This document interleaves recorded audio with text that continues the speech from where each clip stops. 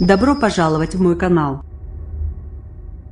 Dans la nuit du réveillon, dimanche, 2 policiers ont été roués de coups durant une intervention pour rétablir l'ordre en marge d'une soirée à Champigny-sur-Marne, Val-de-Marne.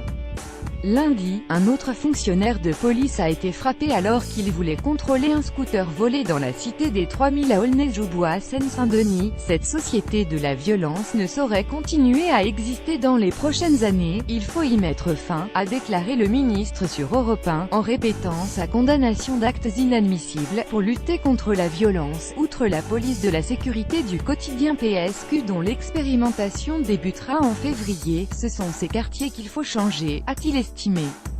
J'étais à Champigny hier lundi. Lorsque l'on voit ces grandes barres, on se dit qu'il y a un aspect totalement inhumain qui ne peut générer que de la violence. Ce sont des réformes de fond qu'il faut mener, de politique de la ville, a-t-il poursuivi, ces quartiers ne peuvent pas rester comme ça. Un certain nombre de quartiers ces 10-15 dernières années se sont paupérisés, ghettoisés, les gens vivent plutôt côte à côte et demain ils peuvent se retrouver face à face. C'est cette mécanique infernale qu'il faut briser, a-t-il expliqué. Après l'agression de Champigny, 2 personnes ont été placées en garde à vue en lien avec des dégradations de véhicules, mais les personnes responsables de l'agression n'ont pas encore été appréhendées. Comme il y a eu des vidéos sur les réseaux sociaux, on va travailler pour retrouver les agresseurs.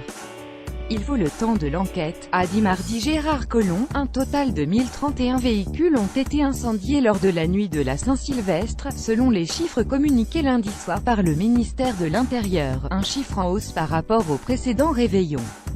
Lorsque l'on regarde où ces voitures ont été brûlées, on s'aperçoit qu'il y a beaucoup de départements où il n'y a pas de voitures brûlées.